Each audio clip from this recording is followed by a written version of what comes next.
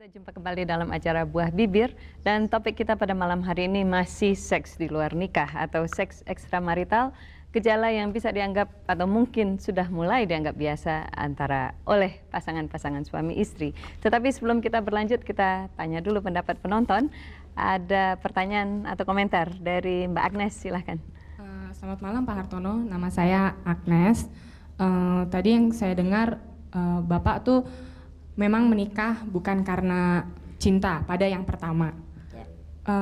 Apakah Bapak tidak mempelajari sesuatu gitu dari pernikahan Bapak yang pertama sehingga saya pikir waktu Bapak bilang saya menikah yang kedua kali gitu, oh berarti dia telah mulai berani menentukan pilihannya sendiri. Toh Anda menikah kan karena ada rasa suka sama suka dengan wanita itu, betul kan Pak? Betul.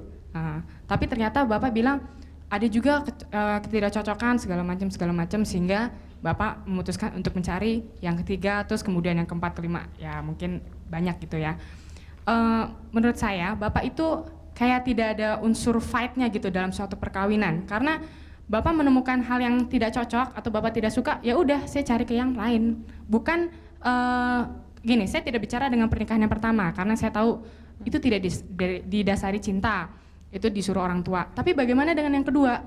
Apakah saat sebelum Bapak memutuskan untuk berhubungan dengan yang kedua, Bapak tahu sudah melewati masa yang kalau istilahnya kan pacaran gitu. Itu mestinya saya rasa ya, mestinya Bapak sudah mengetahui kelemahan dan kekurangan dan kelebihan masing-masing. Jadi bisa diterima, bisa dipikir-pikir lagi ini sebetulnya sesuai apa tidak sama saya sebelum saya memulai suatu hubungan yang baru. Itu kayaknya tidak Bapak lakukan sehingga sekarang udah yang kedua tetap aja nggak work out gitu. Memang perkawinan itu kan menyatukan dua pola hidup yang berbeda.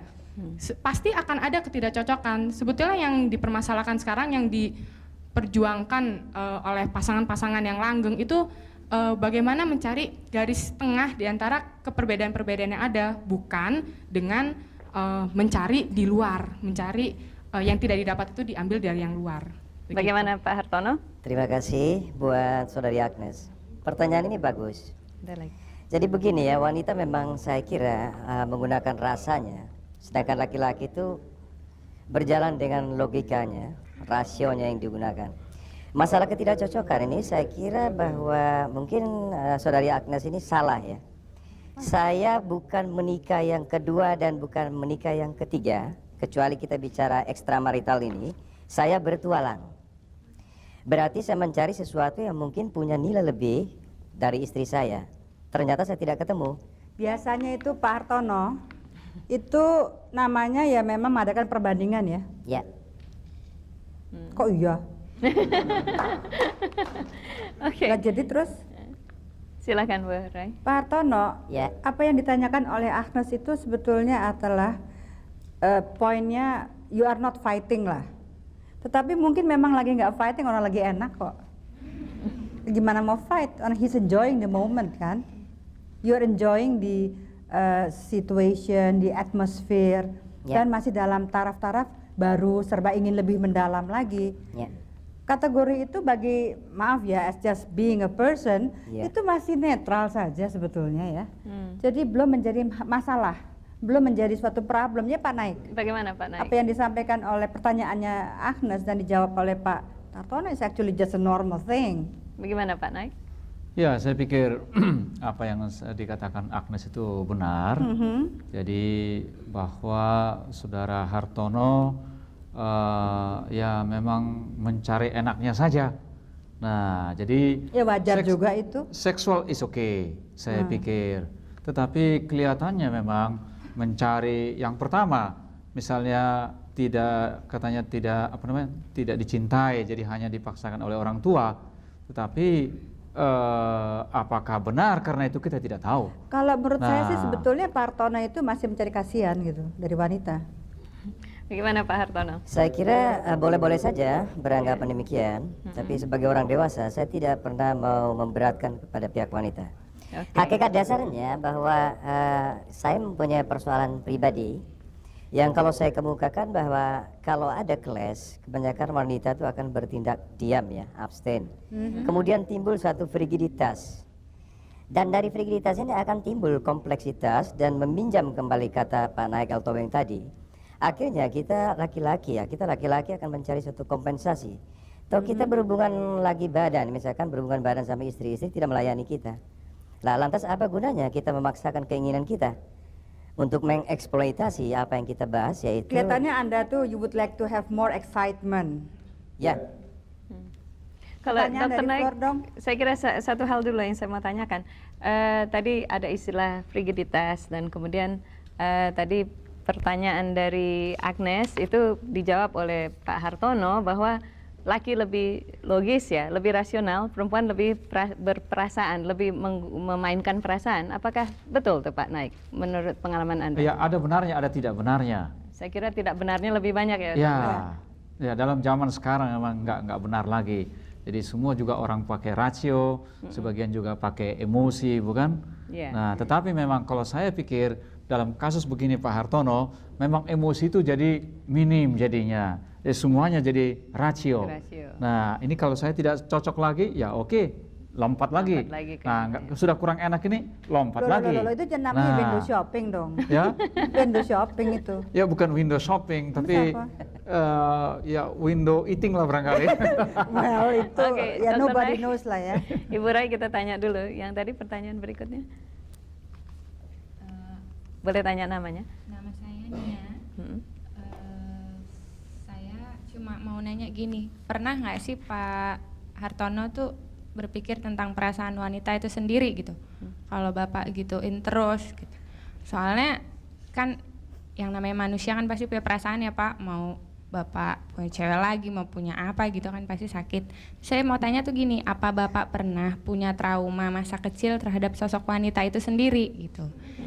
Jadi Bapak kayaknya ngelampiasin pada saat dewasa seperti saat ini gitu. Itu aja sebenarnya saya mau tanya, apa terhadap ibu atau kakak perempuan gitu. Makasih Pak Hartono. Ya, terima kasih Saudari Nia. Saya kira ini juga pertanyaan yang bagus, tapi apa yang Saudari Nia bicarakan itu sama sekali tidak saya miliki. Saya dari keluarga dan latar belakang yang cukup bahagia, berkecukupan. Cuman saya kembali kepada faktor milieu mungkin ya. Lingkungan ini menentukan seseorang untuk bertindak di luar daripada logika dia atau etika diri dia sendiri. Nah, unsur utama di sini bahwa saya bukan melampiaskan emosi saya kepada wanita. Sekali lagi saya katakan di sini bahwa saya tidak pernah memberikan satu reaksi positif terhadap respons wanita. Karena mungkin saya dikarunia oleh Tuhan bahwa saya memiliki pengetahuan yang bisa dijangkau oleh wanita, sehingga mereka coba dekat, dan dekat ini akhirnya jadi lain. Nah, apa yang mereka butuhkan saya juga butuh sebagai manusia ya, maaf kata. Jadi mereka butuh, saya juga butuh. Kita berbuat bukan berarti diminta bertanggung jawab, tapi saya sendiri merasa berdosa. Itu saya kira. Istilah dosa. Kalau kata dosa ya namanya ya skakmat lah gitu. Ya. Jadi Ya, what tapi- next gitu loh. Jadi kalau kita tangkap dari beliau, bukan beliau yang mencari, bukan Saudara Nah, itu Hartono yang yang saya mencari, nggak suka. wanita yang mencari dia. Gak suka saya nggak Gimana terima Pak tuh, Hartono begitu? Jadi kalau ngomong wanita kalian mencari dia masa itu. nggak diterima? Boleh saja. Terang aja boleh. Enggak, tapi maksudnya Anda betul yang dari ungkapan Anda itu sebetulnya perempuannya yang mencari Anda. Saya kira begitu karena Gitu. bukan saya berbangga Di diri. sini banyak psikolog loh, Pak. Betul. Wanita disayang pria. Jadi sejak menurut dulu. Bapak, Bapak yang diperlukan oleh mereka gitu? Tadinya begitu untuk membagi rasa. Kemudian mungkin saya banyak tahu karena saya mempunyai 3 sisi ya.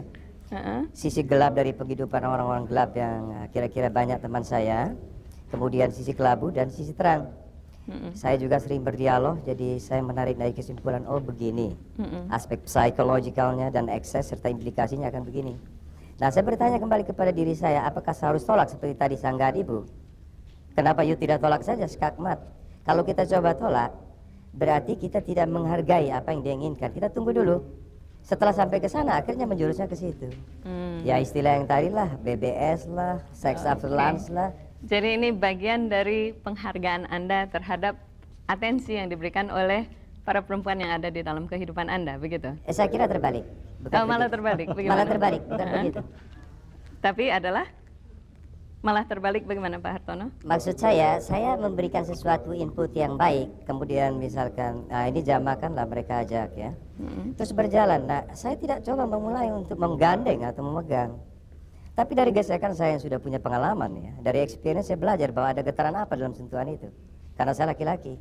Oke. Saya kira itu. Oke, kita simpan dulu pernyataan Pak Hartono.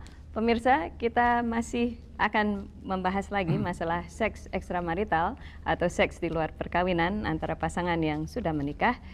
Jangan pergi dulu, kita akan simak pesan-pesan berikut.